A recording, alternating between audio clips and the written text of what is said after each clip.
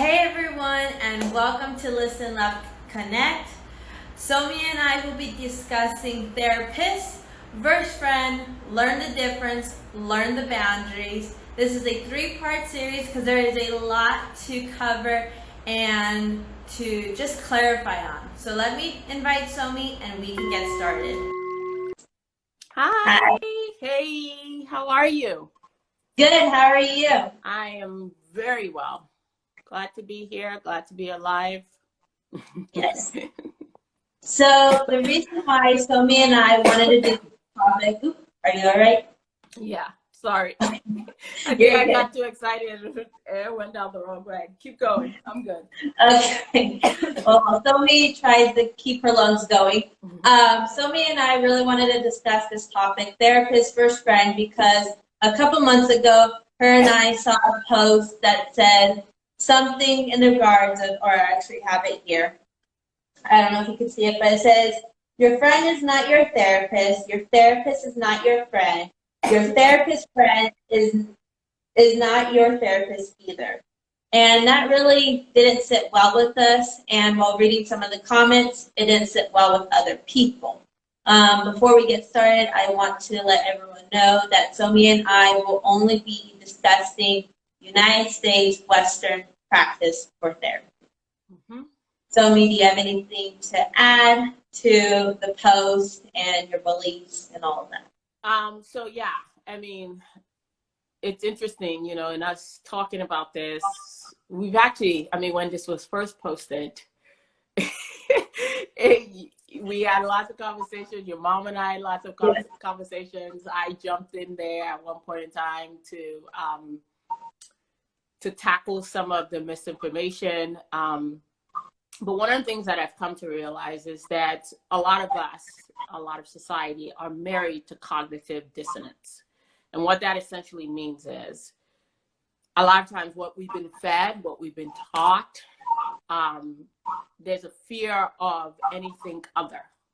So we get married to those beliefs and those thought processes in such a way that it leaves no room for any additional thought. And so this post, sparked this desire to, have this conversation. And at first, I'll be very frank, I said to Savannah, I don't know if I want to, approach this topic because, and I think at that time my main reason was, first of all, I was dealing quite a lot, in my personal life, and that I was just like, I'm very good about how I spread my energy and, what I give my energy to. And at that time, I was like, yeah, there are more important things in my life right now. Yeah. I don't feel the need to go on this, I don't know, educational journey to help people understand how some posts, especially from mental health professionals or mental health nonprofit organizations, can really be damaging to a lot of people that are ill-informed or, like I said, married to belief systems that are ill-informed. So anyhow, this is not, we even decided that this is going to be a three-part conversation, and we broke it down into that because I think trying to squeeze in the meat of this topic into one conversation would be irresponsible. We are here to talk about this, laugh, have examples, tell our personal experiences about this, but also mainly to educate about this topic. Yes. So, And go ahead. Sorry. One of the parts is classifying boundary crossing versus boundary violation. Right. So, for me, I've been in the mental health profession now, 14 years? And I can say personally, my sophomore year, I decided I wanted to, become a psychologist, and I wanted to go in that field. So everyone does intro to psychology. You do all the different psychology classes depending on your career path, whatever the case may be. And even going into licensure and things of that sort, at no point did anyone sit down and really explain to me or give me the information that we are about to share with all of you. And so based on what Savannah just said, is just having an understanding, and that's what we're going to do today, give the audience an understanding of what boundary violation is versus boundary crossing.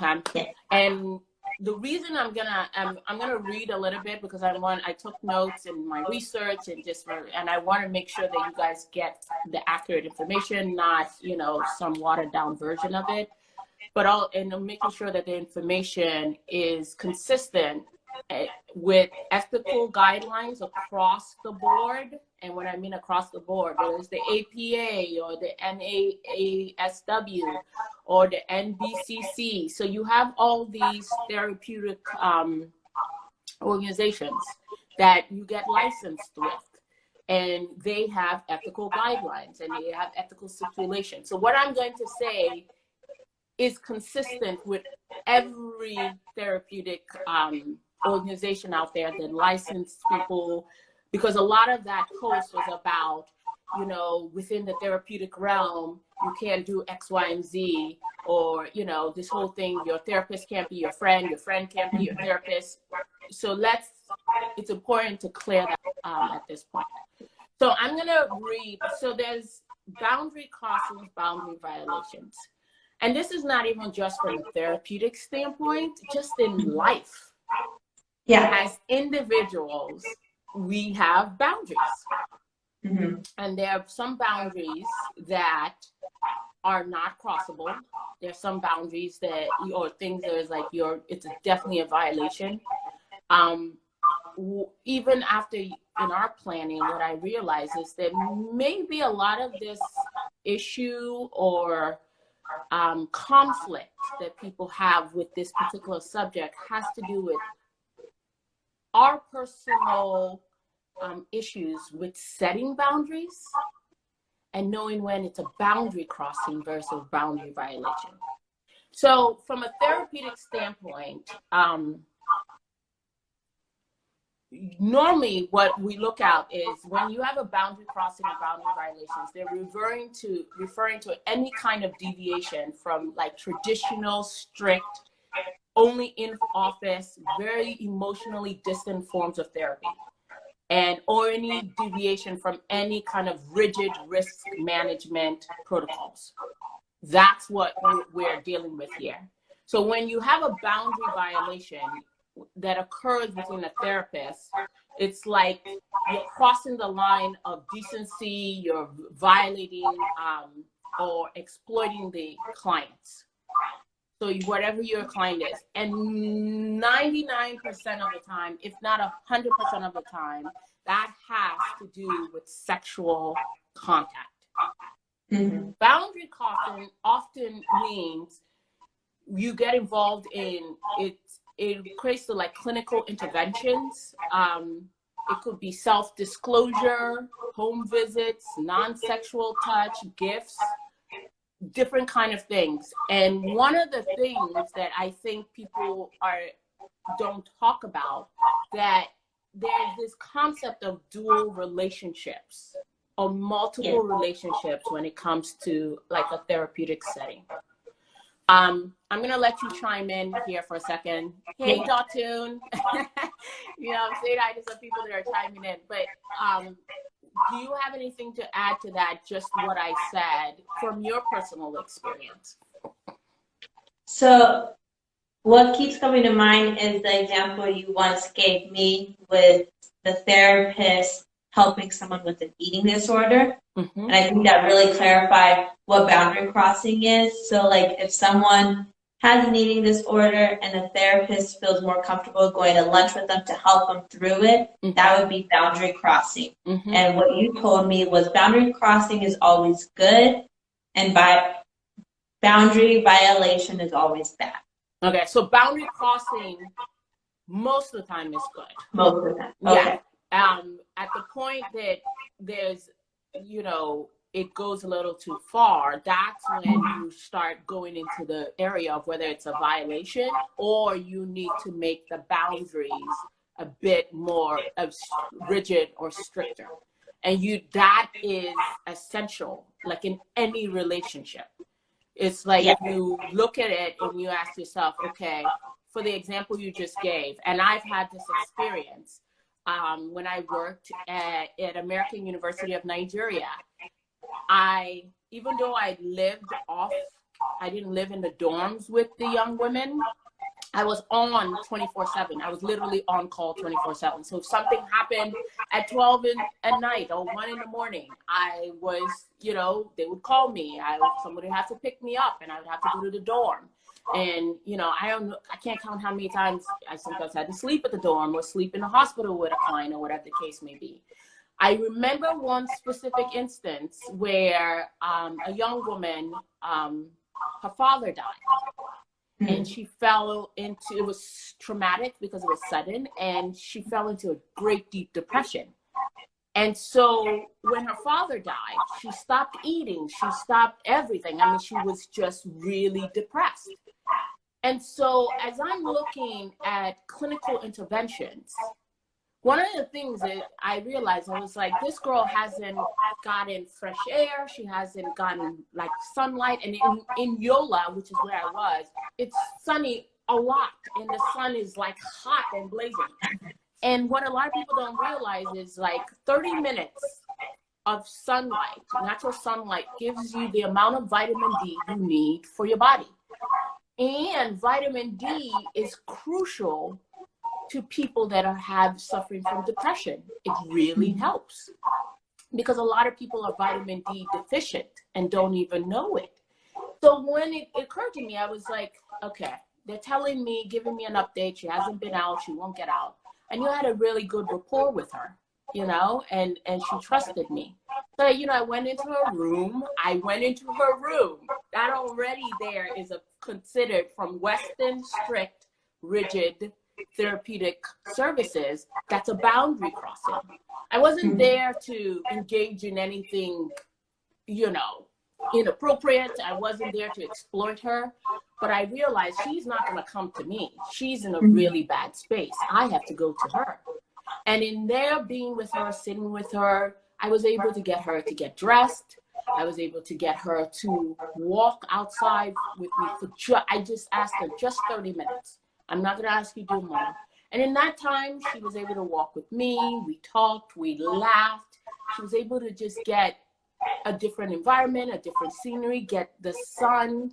At one point in time, I even asked her to take off her shoes and just touch the ground as a grounding technique. These are all therapeutic interventions. But if we follow, and again, I should say this, every ethical organization or therapeutic organization has guidelines, and none of it ever says you can't integrate some boundary crossings in your therapeutic intervention.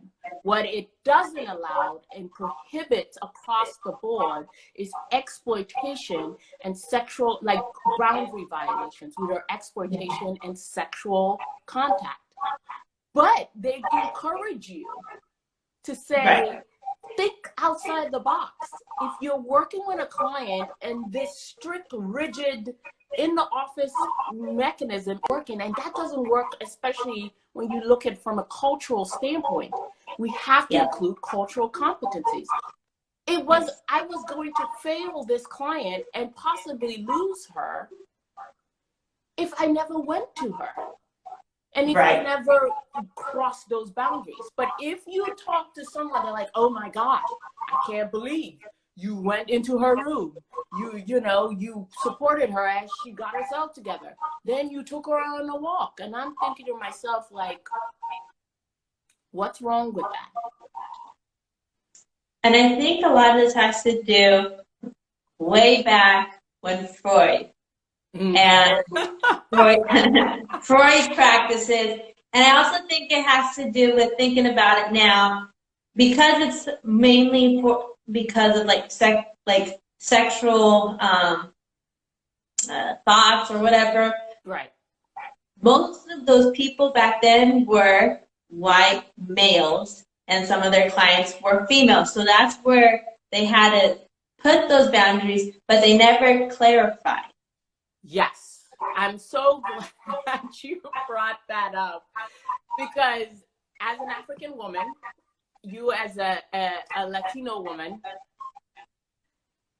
this is one of the things that as I evolve as a clinician and in this therapeutic realm, it's so important that I get this message out. Yeah. We all are not white. Nope. I'm going to say this again. We are not all white. And it's not black and white.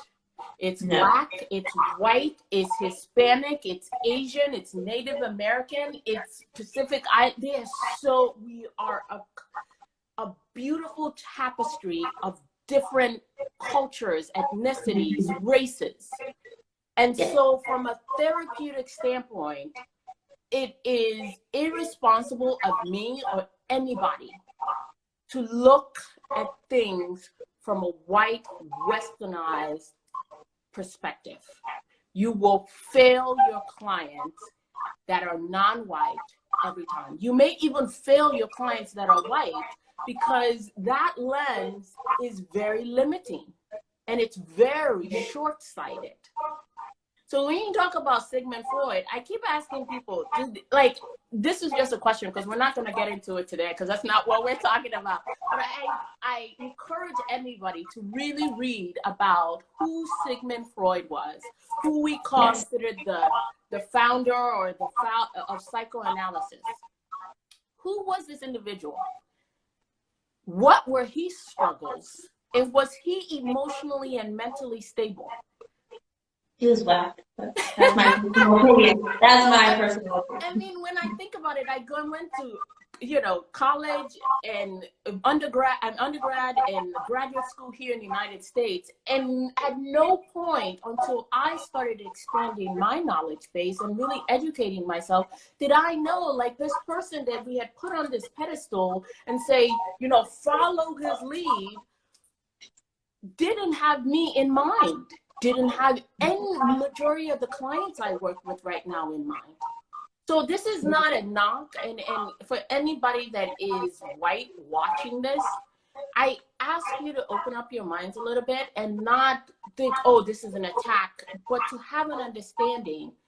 This stigma that we keep talking about mental health, could it be possible that because we won't expand our viewpoints and we won't shift from this very rigid mindset, that we have excluded millions of people from the benefit of therapy because they can't see themselves through you and they can't connect with you in the way culturally that they would?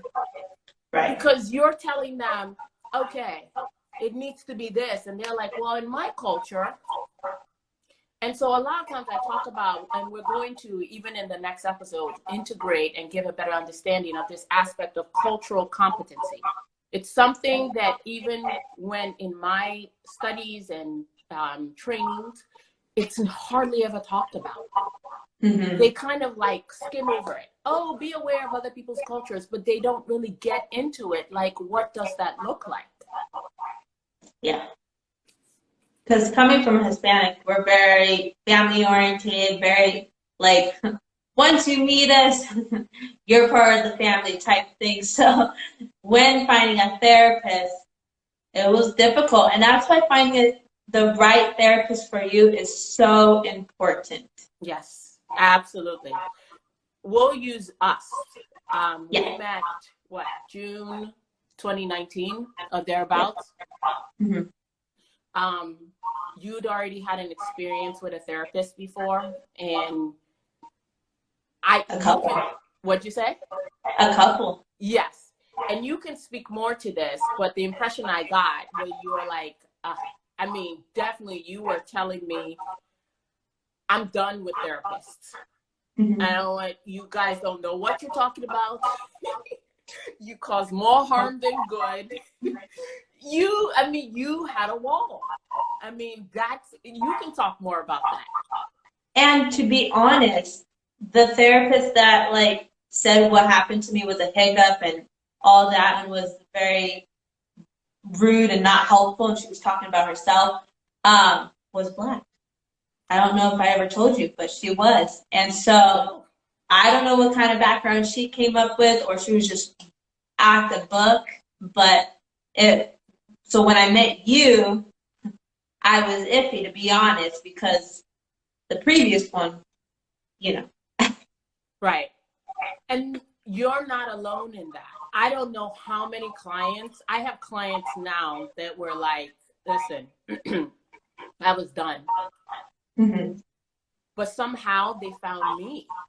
Somehow it came, and same thing with us. We met through, a mutual friend of ours and, of your family and somebody that I had worked closely with. But, they came in and they were like, you were like, walls all up, like, lady, don't talk to me, blah, blah. And and initially, for most people, you can be like, okay, this is not going to work. I realized in hearing your stories that your experiences had informed your current stance. Mm-hmm. And because of the negative experiences you'd had in the past, you had built up a wall and you didn't feel emotionally safe. And I remember do you remember the first thing I said to you? I think it was maybe I think it was pretty much the first session we met. Do you remember what I said to you? Don't tell me your story right away. That was one of the first things. It was something, I basically said, I'm not here to ask you what happened. Mm-hmm. I'm here to be like present with you and for us to develop a relationship in which you feel emotionally safe, and in your time, you will naturally tell me what happened. And that was at 1 o'clock in the morning. Right. And it wasn't just with you. With every individual that even with the Chibok women I worked with in Nigeria, people were like, how do you get the stories out of them? I said, what do you mean? Never once have I said, what happened? Tell me what happened. What I did was I was there with them, present every day. They saw my connection. They saw that I was listening. They saw that I believed them. They saw that I was genuinely interested in ensuring that they healed. And when they were ready, they divulged what they felt I needed to know. And it came in pieces, just like with you. I remember the first time you called me to tell me you were ready to tell me your story. It was like 1 o'clock in the morning. And that would be a boundary violation for some. Right. It was, for most people, they're like, you shouldn't be taking a call from a client at 1 o'clock in the morning. And my thing is, first of all, we have crisis centers. But funny enough, here's the thing. I just talked to a friend of mine that had to deal with the death of her brother. And I said, well, was he in therapy? And he's like, yeah, he was. I said, well, during that really hard time that evening, did he reach out to his therapist? He's like, well, their rule or their boundary is if you are in really dire situation, call 911. So for those of you that are international watching or listening, 911 is you call the police. Mm-hmm. That's the emergency number that we call here in America. Yes. Now, this is what I'm trying to get people to understand. You and I have been working together for 2 years now. Yeah. You're in a really big crisis situation. You trust me. I tell you, in your most vulnerable time, in the time where you need somebody the most, don't call the person that you trust, that you've been working with, that knows you. Call 911 to talk to someone that you don't trust, you don't know anything, like they don't know you. And this person is going to say to you, like they always, go to the hospital, go to the emergency room.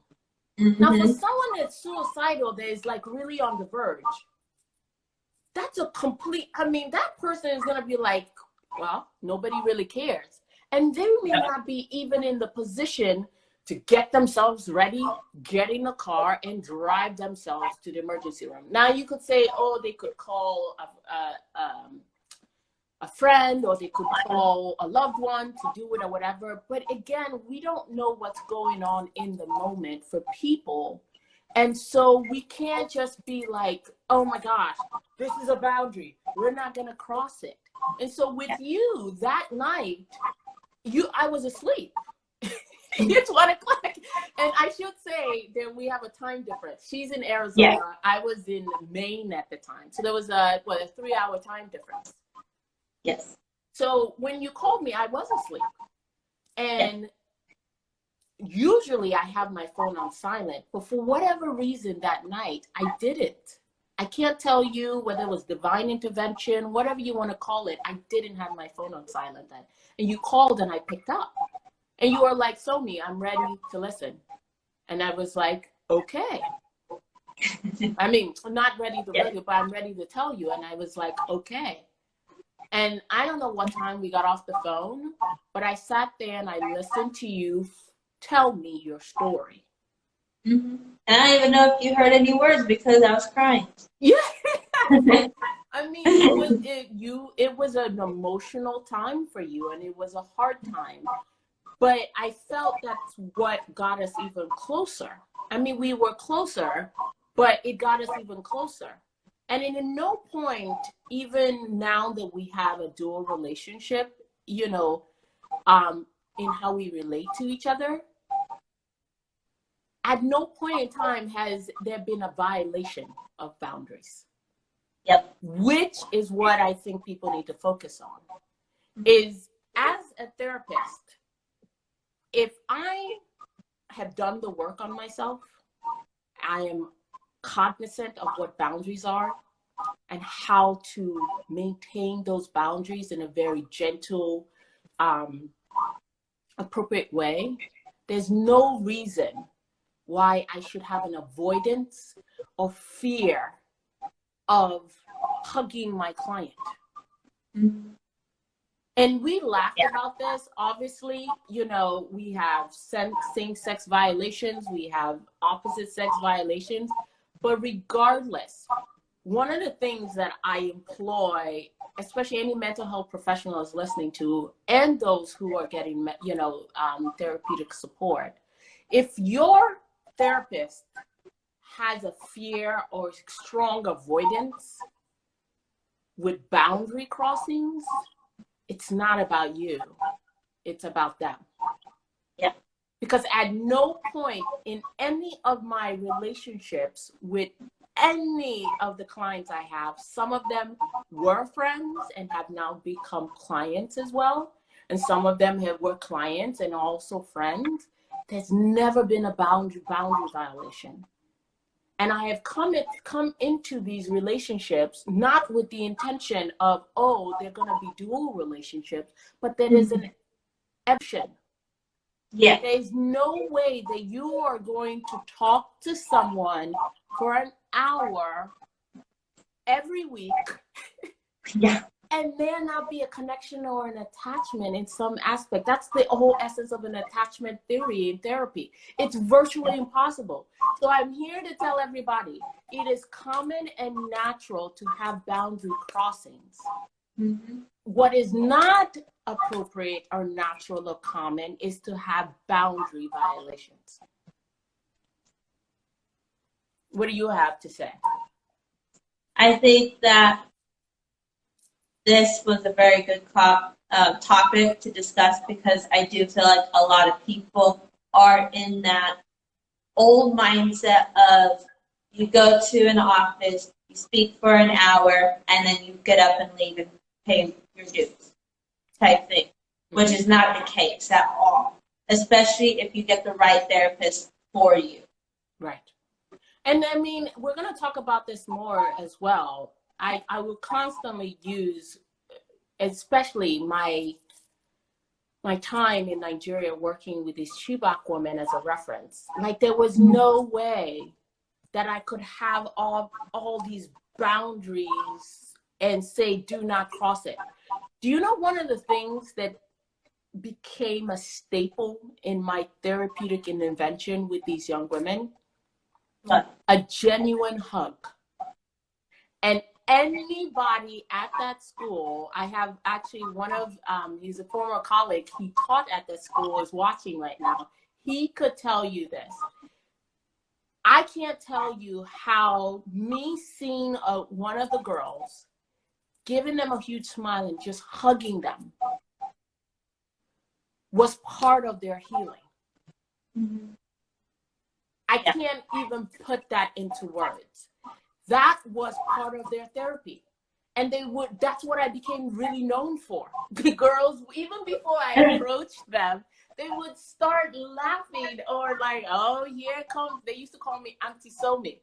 And they would start saying, oh, here comes Auntie Somi, because they knew that when I hugged them, I was gonna really hug them. And it was actually, it was intentional. It was my way of saying, whatever you're going through right now. And sometimes I wouldn't have sessions with that particular individual, but I just wanted to make a connection that day. I wanted to let them know I'm still connected to you. I also wanted to, sometimes I could visibly see that they were struggling. And it was my way of saying, let me give you some of my energy. Let me transfer some of what I know will stabilize you and help to you. Mm-hmm. As opposed to seeing you in that, knowing that I'm not going to have a session with you that day, and just being like, oh, well, I will catch them, 2 days later. But 2 days later may be too late. So I genuinely became known as the hugger. Even the staff, it's interesting. One of the staff members, she was the student affairs for the girls in the dorm. She sent me a message the other day. She's like, I miss you terribly, and I miss your hugs. Your hugs were a saving grace for me on certain days. And that's not an exaggeration. So we, again, as we talk about this, I want people, I know you're going to put the link when you post this. I want people to go back and really look at what the ethical guidelines for therapy, and we're just talking about America, is like here in America. There is nothing in all the ethical guidelines that says you cannot integrate boundary crossings. What it does say, you cannot have a sexual relationship or exploit your client. That is a no-no. It's a boundary violation. It's prohibited. But hugging your client, going to the same church as your client, in the sense that you guys are friends, giving a client a gift, these are all sometimes appropriate boundary crossings depending on the relationship and the individual. And you as the therapist has to know when that is appropriate or not. It's not up to the client. It's up to you. So anybody that has this kind of fear or avoidance reaction to boundary crossings, my instinct says you need to check yourself. Mm-hmm. Figure out what is going on with you and what's happening. And are you so rigid that you are missing out on the opportunity to really help people because you have this limited mindset when it comes to therapy? Yes, yes. And next week, we will be talking about dual relationships, unhealthy and healthy relationships. Right, and the boundaries, healthy and unhealthy. And because it's all about what is healthy and what is unhealthy. And again, it's not just from a therapeutic standpoint. In your individual lives, you need to be, this needs to be the norm. And if it's not, that can transfer as a therapist into your client relationships, because you don't trust yourself to put up appropriate, healthy boundaries. You just shy away from it all completely. So again, we're doing this a 3-part because I think it's important to break it down. So once again, I should say this. Boundary crossings can actually be extremely helpful in therapy. Boundary violations are never helpful and always prohibited. They're illegal, they're criminal in nature. Those are boundary violations. But please, let's educate ourselves about boundary crossings and not just take what is fed to us. I want us to be critical thinkers. Think outside the box. Look at your clientele. How can you better serve them? By maybe integrating boundary crossings into your clinical interventions. Yes, and that will help tremendously. Thank you, Somi, so much. Can't wait to see you next week for part 2 of Therapy First Friend. And everyone, thanks for watching. And always remember to listen, love, connect. Thank you, Savannah. Bye, everyone. Bye, everyone.